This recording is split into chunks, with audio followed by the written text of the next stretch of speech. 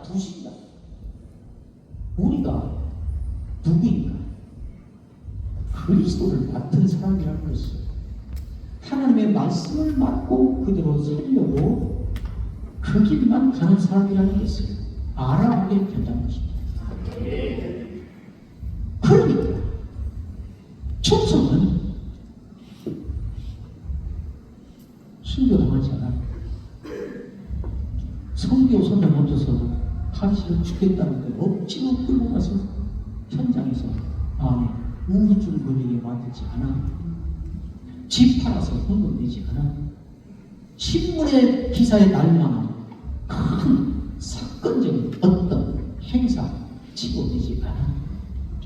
그냥 신자로서, 목사로서, 직분자로서 일상의 삶을 그 기준으로 한 걸음 한 걸음 살아가면 그것이 충성이라는 것입니다. 충성을 사건화해서 하지 말고 영웅이 되려면 발판으로 삼아서 이벤트로 하지 말고 충성이라는 제목을 내세워서 특별 행사로 하지 말고 그냥 일상의 삶을 그 기준으로 사는 것이 충성이라는 것입니다.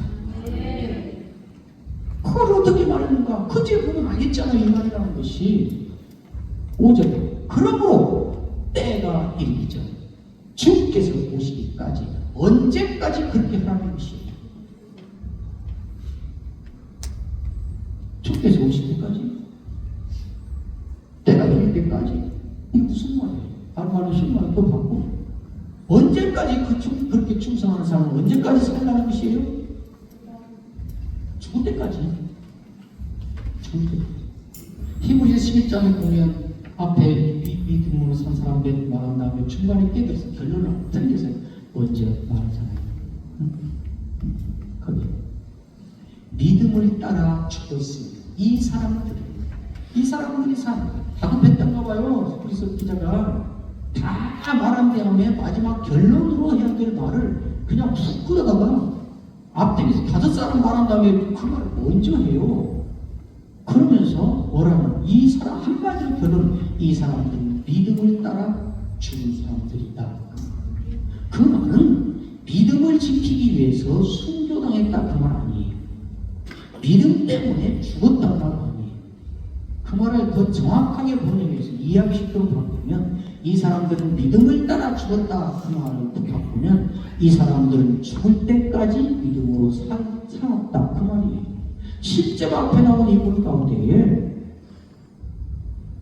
아벨 한 사람만 그냥 죽임 당해서 제명대로 호소하고 죽었지 나머지 네 사람은 전부 제명대로 제대로 살다 자연사에서 죽었어요.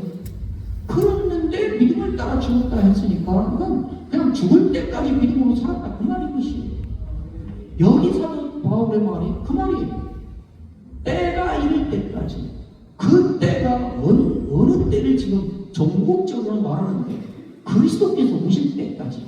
그것을 그리스도의 입장에서 말하면 그리스도에서 오셔서 때가 종말이 시간이 올 때까지. 그걸 우리의 말로 입장으로 바꿔서 말하면 죽을 때까지.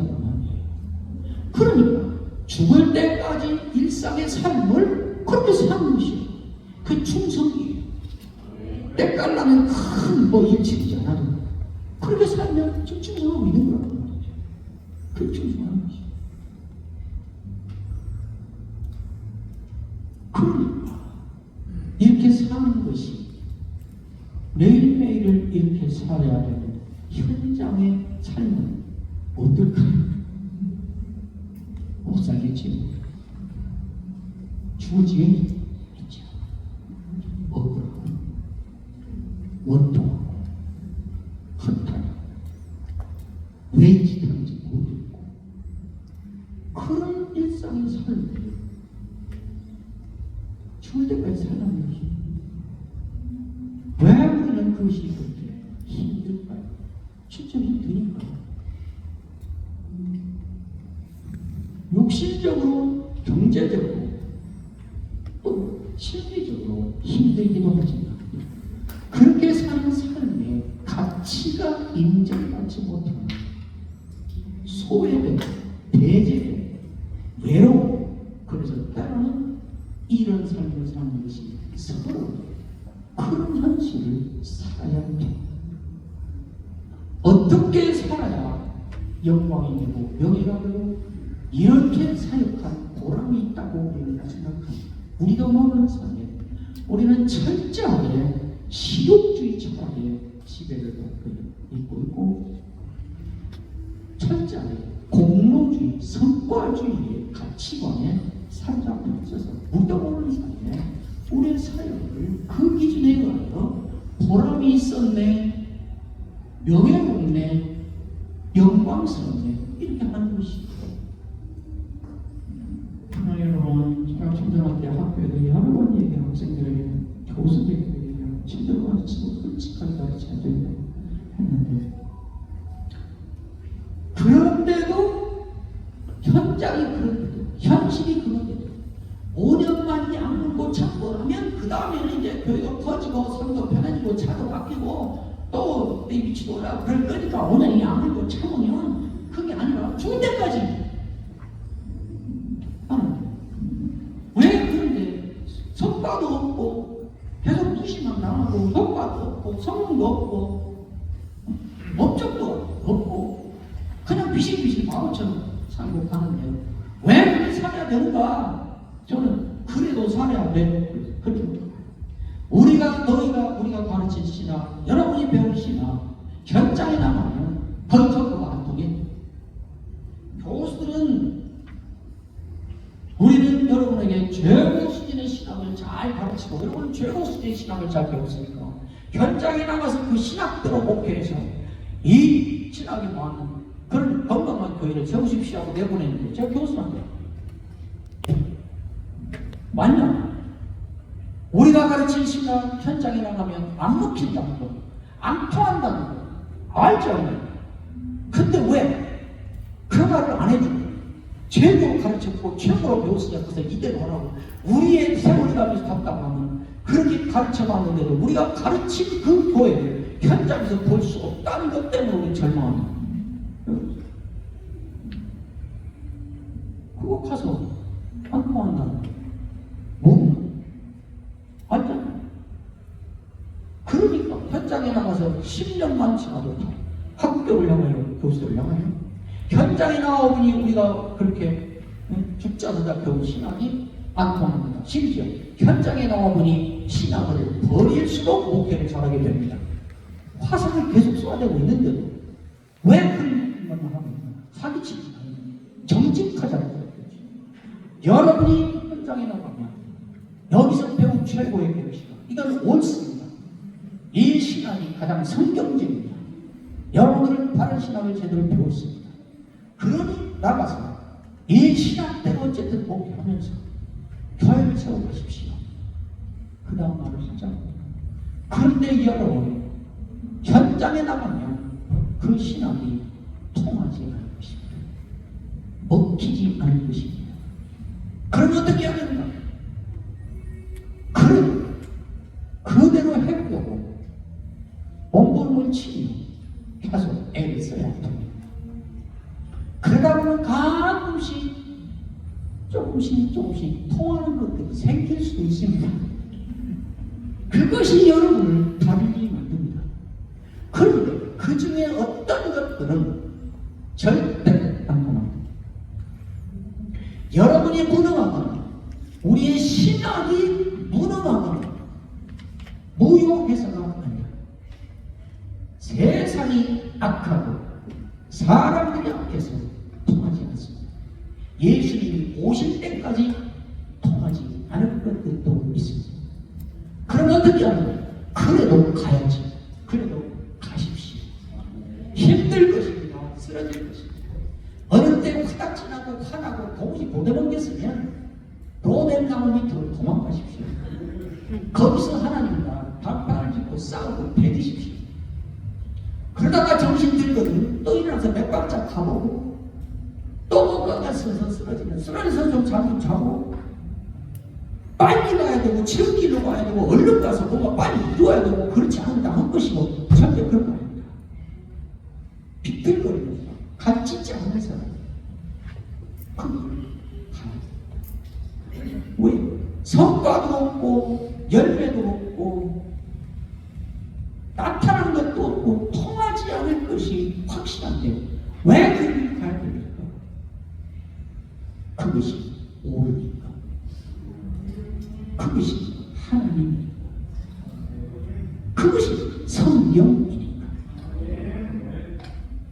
그리고 제가 말하지, 우리의 명예는, 우리의 영광, 목회를 멋있게 해서 어디내나 뿌리지 않고 성과를 거두고 큰 목회를 하고 선교사님 때로 보내고 이러이러한 큰 구제사역을 하고 눈에 띄는 어떤 큰 행사와 업적과 열매들을 나타내고 내가 가르치고 목회한 결과로 사람들이 뒤집어져서 변하고 이런 것들이 있을 때 그 결과를 근거로 드디어 우리는 목회자로서 명예를 얻는 것이고 보람을 얻는 것이고 영광을 얻는 것이 아니고 우리의 명예와 영광은 거기에 있는 것이 아니고 통하지 않는 대로 먹히지 않는 대로 밥 먹기 살기도 힘들고 자식 학교도 못 배우겠는데도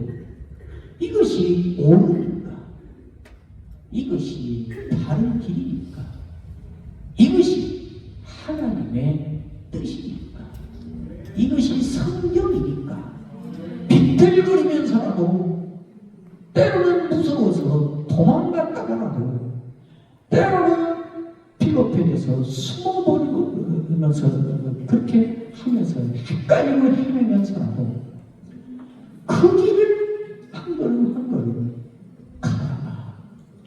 그 길목 어디에서나 얼굴과 얼굴로 우리 주님을 뵙게 되면 그것이 우리의 명예인 것입니다. 그것이 우리의 영광인 것입니다. 그것이 우리가 세상의 사람으로 나와서 특별히 선택을 받고 그 길을 간 가치, 의미인 것입니다. 그러니까 최소한 우리 목회자들 우리의 가치관과 우리의 의미 부여에 대한 기준이 획기적으로 혁명적으로 바꾸어져야 되는 것입니다. 성경과 하나님을 동원해서 세상의 가치관으로 내 영광이고 명예요 성공인 것을 얻기 위하여 하나님을 동원하고 신앙을 동원해서는 안 되는 것이고 서로 큰 배설물을 얻자고 세상의 방법을 동원하고 우리 신자들은 하나님을 동원해서 동원한 수단만 다를 뿐이지 얻고자 하는 목적이 동일하면 그게 무슨 차이가 있대요? 말하지. 근데 이게 어렵지. 그래서 바울은 큰 아빠를 길게 됩니다. 두 가지죠. 첫째는 지금까지 봐요. 왜 이런 의미의 충성된 삶을 일상의 삶으로 평생 살아가야 됩니까? 그것이 주님의 뜻입니까? 그것이 절대 기준으로 삼아야 될 주의 길이니까 주께서 정한 것이니까 그 첫째고 그러면 그 삶을 그 힘든 삶을 살게 하는 원동력이 무엇인가? 포기해보고 싶은데 억울해서 못 살, 더 이상 이지 못해. 나 이런 일 당하면서는 더 이상 할 수 없어. 그랬지 때 그래도 잠시 후에 정신 차리고 다시 그 길에 나서기로 뛰쳐나가버리지 않고 가기로 하는 원동력이 무엇입니까? 무엇을 바라보고 그 길을 가면 그나마 갈 수 있는 힘이 공급되는가 하는 이야기를 길게 마지막에 하고 있습니다. 그게 5절 그가 어둠에 감춘 것들을 드러내고 마음의 뜻을 나타내시니 그때의 각 사람 입에 하나님으로부터 칭찬이 있습니다. 이게 무슨 말입니까? 그렇게 어려워질 때 결론적으로 약간 한마디를 먼저 제가 설명하고 시작하면 이해를 해서 현실을 살아야 되는 그것도 어느 기간 일을 하고 통과하면 되는 것이 아니라 죽을 때까지 그 삶을 은퇴할 때까지 그렇게 살아야 되는 그 현실을 살면서 느끼는 자연인 자연인 나의 실망과 혼돈과 의심과 회의와 좌절과 이런 것들에 휩싸여서 헷갈리고 주저하는 자연인 나를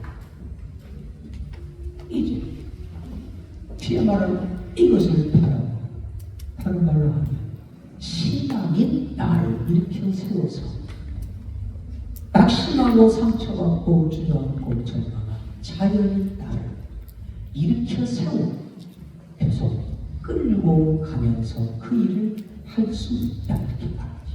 그걸 뭐라고 하는가? 그가 어둠에 감춘 것들을 드러내고 마음의 뜻을 나타내시니 그때에 각 사람에게 하나님으로부터 칭찬이 있습니다. 감출 것을 드러내고 마음의 뜻을 나타내십니다. 누가 그러는가? 이중적입니다. 앞에서의 말대로 읽으면 그리스도께서 그런다는 말입니다. 뒤에 결론적으로 하는 말은 그걸 드러내시고 뜻을 나타내시고 상을 주고 칭찬 준다고 그랬는데 그걸 하나님으로부터 드러내니까 그리스도가 우리 하나님이 그렇게 하신다는 말이에요. 한마디로 하면 감춘 것을 드러내고 마음의 뜻을 나타낸다 하니까 더구나 앞에 심판이라는 말이 나오고 하니까 이것도 그때 이제 하나님과 우리 주님께서 심판하시고 얼굴 크루를 평가하시고 심판하신다. 잘못하면 벌 주신다. 이렇게 하실 때 그런 거 묻혀질 거야. 무시당하는 거야. 감추어질 거야. 그걸 하나님이 우리 주님이 다 기억하고 있고 다 알고 있고 다 알아주셔. 한마디로 하면 하나님이 다 알아주셔. 감춘 것을 드러낸다는 말은 비밀을 폭로해서 심판한단 말이야. 네가 그런 사역자로서 그런 삶을 살으라고 아무도 알아주지 않아서 감추진 거야. 너 그런 충성하면서 살으라고 손해와 뼈가 묻혀져 버린 거야. 그걸 내가 하나님이 우리 주님이 다 드러내셔. 그래서 10편 37편 말로 하면 내 의를 그가 내 의를 정오의 빛같이 하나 빛이 가장 밝을 때가 정오하니까 하나님께서 감추어진 그 의 무체적으로 배워받지 못한 그 희생 그 아픔 그 슬픔 그 통곡 다 드러내서 네가 맞았어. 네가 오라고. 너 그렇게 변신하고 그렇게 억울한 소리 듣고 그 참고 견뎠지? 내가 이제 갚아줄게. 너 그때 이거 배워받았잖아. 너 그때 이거 손해봤잖아. 너 그때 억울한 소리 듣고 주입 취급받았잖아. 너 그때 내 그때로 목회 하나 한다고 무능력자 취급받았잖아. 너 그때 사이비 목사 소리 들었잖아. 진리대로 한다고. 응? 그거 아니었다는 걸 하나님이 다 들으면서 밝혀주신다. 그리고 그것에 대한 칭찬이 있어요. 잘했다. 이 칭찬이 아니고 상을 주신다. 보상을 해주신다는 말입니다. 그러니까 이것 바라고 이것이 주님이 원하시는 것이다. 주님은 이렇게 하실 거라는 것을 생각해서 그 기준으로 하루하루를 살고 그렇게 사는 삶이 너무 고달프고 손해보는 것 많고 억울한 것 많고 잃어버리는 것 많고 그런데 그때마다 아니야. 하나님이 다 드러내시고 하나님이 다 알아주십니다. 한마디로 하면 하나님이 다 알아주십니다. 그리고 하나님이 너는 이런 사람이었다는 것, 너는 이렇게 산 사람이었다는 것, 너는 이렇게 충성한 나의 일꾼이었다는 것, 만방의 정의 빛같이 하나님이 드러내신다. 이 말씀입니다. 그거 보고 상상하는 것입니다. 여러분, 우리 목회 현장이 날이 갈수록 혹독해지고 있습니다.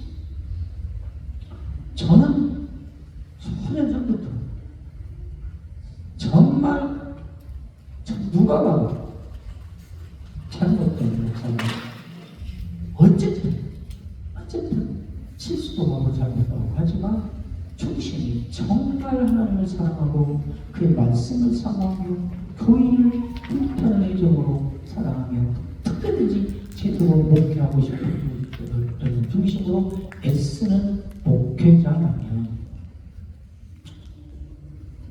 그런 의미의 목회를 하고 있다면 그는 하나님이 되신 사람이 아니면 그렇게 할 수 있다. 그렇지만 오늘부터 목회자들은 절대로 비난하지 않습니다. 너무 잘하니까 어렵게 목회하는 목회자들은 너무 안타까워 많습니다.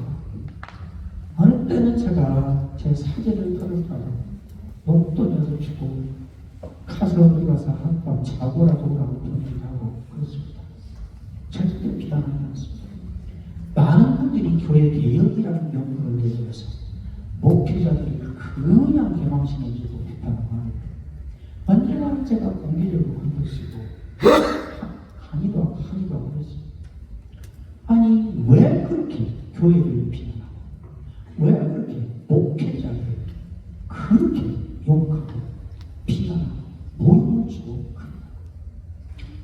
한국교회가 돌아간다는 것이 너무 안타까워서 그래요. 그런 거죠. 당신이 하는 말투를 가만히 들어보면 한국교회의 이 상태가 안타까워서 하는 말이 아니라 한국교회 목회자들을 보며 한국교회 상황을 보면서 당신이 두는 못사겠어. 당신이 화를 못사겠어. 쏟아내는 폭언이라고.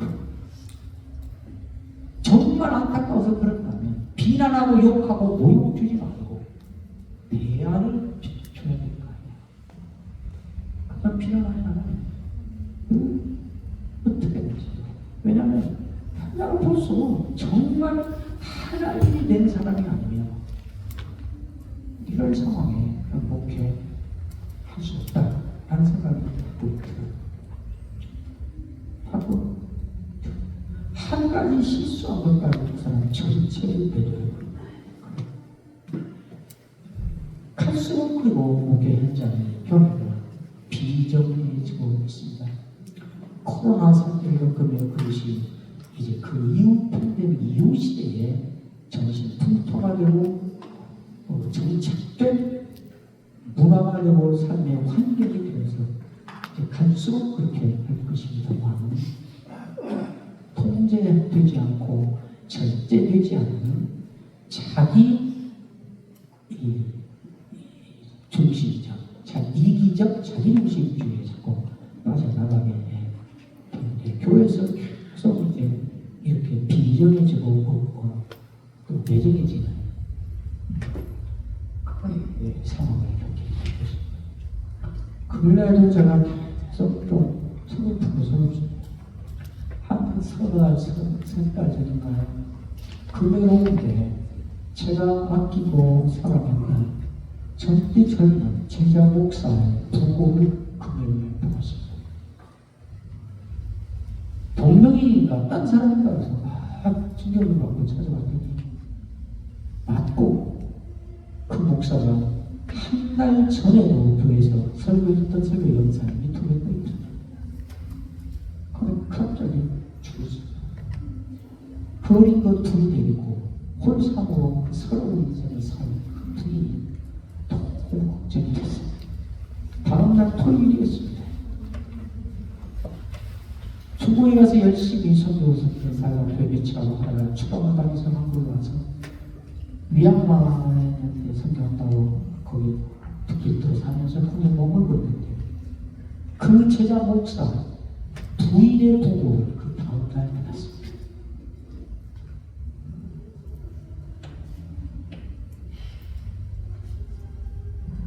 제가 수십 년 알고 지내보는데 목사가 신학교대 교회를 개척해서 40년 목회를 하고 은퇴를 받았는데 정말 아버지같이 목회를 하고 교회가 여러 번 설교를 하는데 분위기가 그렇게 좋고 아버지같이 하네요. 그 목사의 반감을 품은 장로 부인 한 사람과 또 젊은이들 만나면서 그냥 교수 한 사람이 저한테 또 이렇게 선도 뭐 이걸로 원로 은퇴 앞두고 원로 목사 주대 청비 투표를 했는데 교회 한 번도 안 나왔던 사람들이 거기서 나오고 그 목사는 내가 여기 있으면 투표하는 게 방해가 되니까 하고 자기 비결했는데 비결됐습니다. 회사장을 좀 잘하는데 욕이 나옵니다. 내 후배 목사는 부임에 가서 27년 목회했는데 장로님 몇 사람이 무슨 일로 그랬는지 누구 잘못인지 모르지만 어쨌든 목사를 반대하고 골탕 먹이고 힘들게 하고 몇 년을 그러다가 신임 투표합시다 그럽시다 하는데 그 자리에서 부결되고 그날로 사태가 비워달라는 요구를 하고 교회를 떠났습니다. 여러분 이혼한다고 나서서 그 부부 이혼 막으려고 별짓다고 남편과 아내를 띄어서 따로 데리고 다니면서 위로하고 격려하고 또 어떤 사람은 자식이 중학교 2학년 때부터 가출을 해서 새벽 2시간 1시간 가출했는데 이 딸이 연락이 왔을 거예요. 그냥 자다가도 일어나서 기도하고 걱정하고 같이 하고 그렇게 했는데 그래서 이혼 막아서 다시 목사를 사는데 조금 지나니까 교회 떠나겠다고 찾아오고 그럼 어떠세요? 목사님 때문에 저는 살아요. 목사님 은혜 받고 살아요. 저는 평생 목사님 따라다니며 목사님 목회 돕고 목사님과 함께 하는 것이 소원이에요. 그렇게 말하는 얼마나 지났다가 확 돌아서서 목사님이 우리 교회로 신방 와서 이런 기도를 안 해주고 다른 집사님에 가서 했다면서 그래도 미워하기 시작합니다. 이런 비슷한 일이 얼마나 많습니까? 앞으로는 더 이어질 것입니다. 그런데 어떻게 해서 못하겠잖아요. 못 살겠잖아요. 그만두고 싶잖아요. 교회를 계속 하는 게 맞아?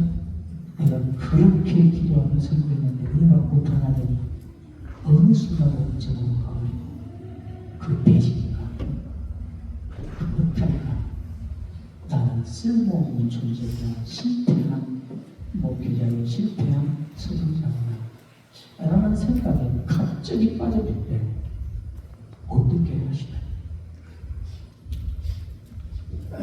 저는 바울의 이것입니다.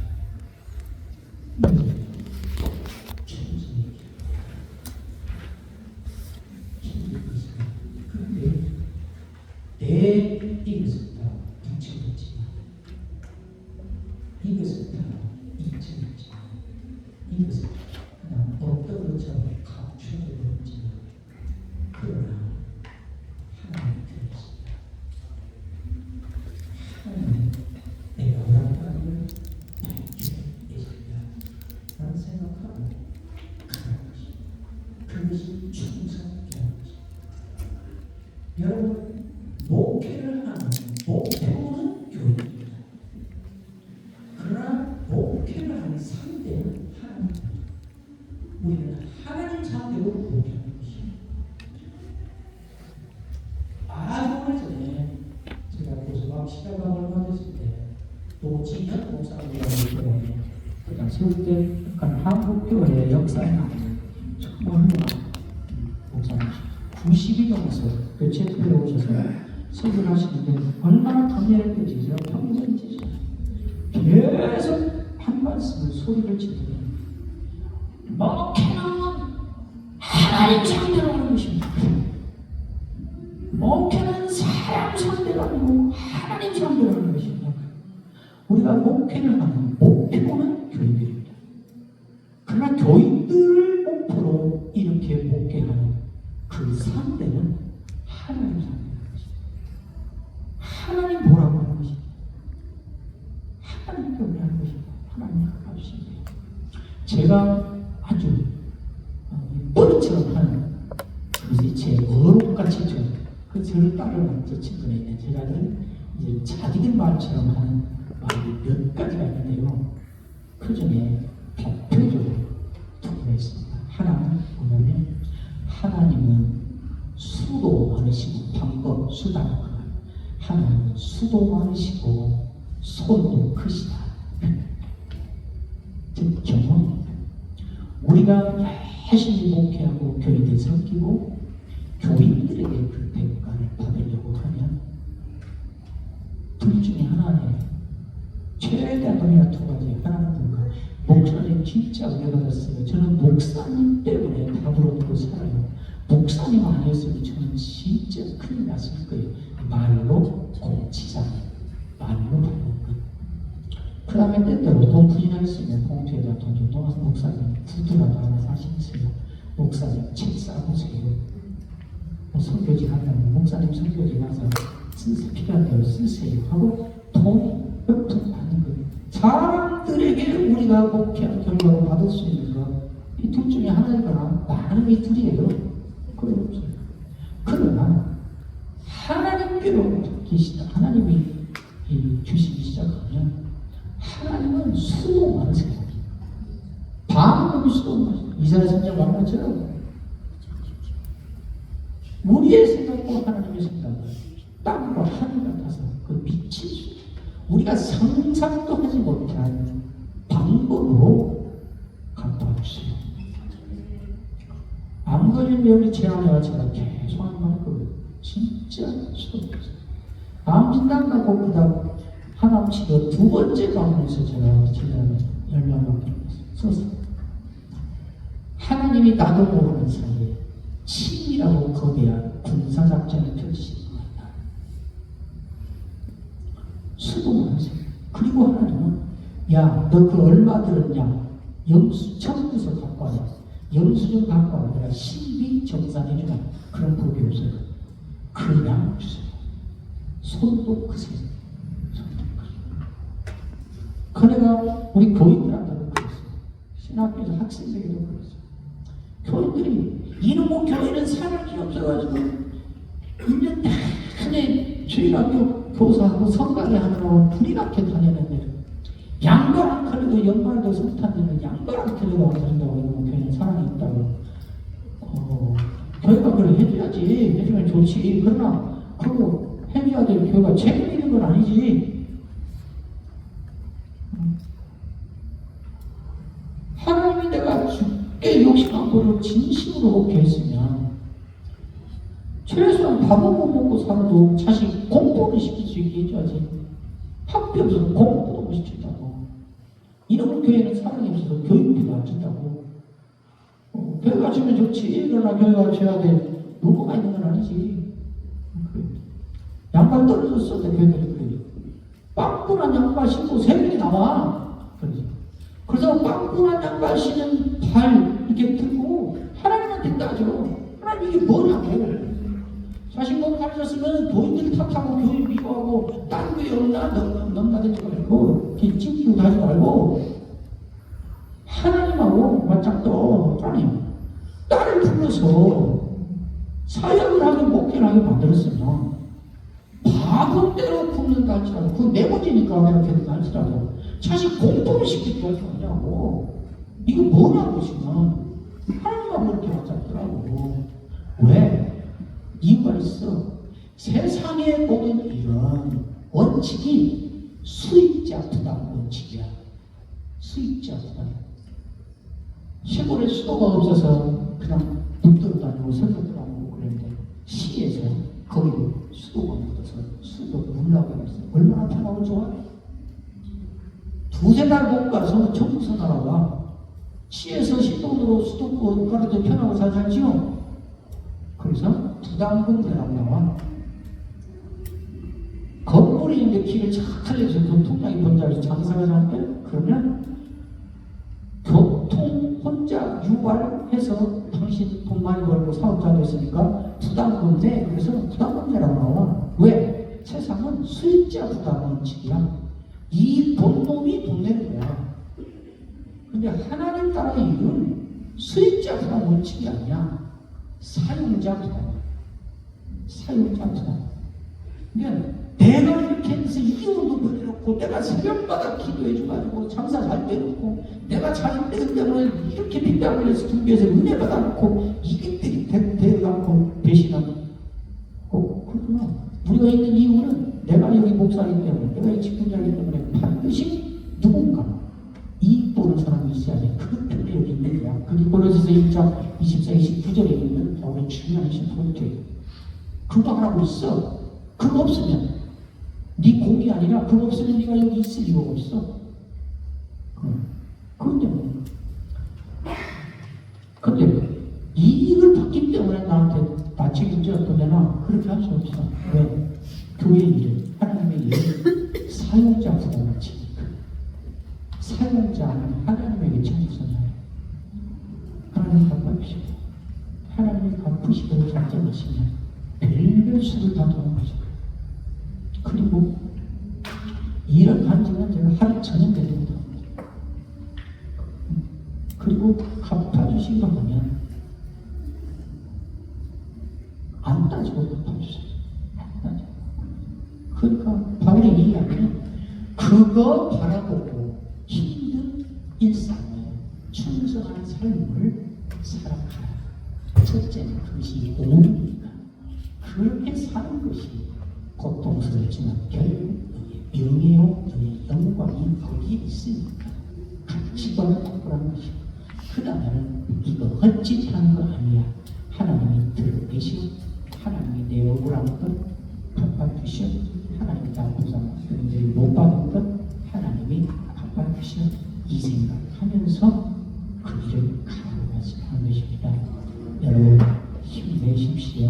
우리는 상황이 어떤가 상태가 어느 정도인가 교회가 큰가 작은가와 상관없이 이 충성하고 있으면 잘 가고 있는 것입니다. 힘들고 고달프겠지만 바울의 말씀을 제게 듣고 이제는 그 길을 가셔서 우리 다같이 명예를 얻고 진정한 위에 영광을 얻고 진정한 위에 풍성한 보상을 받는 그런 사역자의 길 끝까지 갈 수 있게 되기를 주의 이름으로 축원합니다. 기도드렸습니다. 하나님 오늘 말씀인데 이 말씀이 필요할 때마다 살아나서 우리의 귀를 쟁쟁 울리게 하시고 우리의 가슴을 뒤집어 놓아서 자연히 내가 지치고 피곤하고 상처받고 좌절하고 이리 눈을 돌리는 신앙의 나를 일으켜서 여전히 충성한 일을 하고 마침내 명예와 영광과 보람을 얻는 복귀적인 인생을 마치는 우리 모두가 되게 하여 주옵소서. 예수의 이름으로 기도합니다.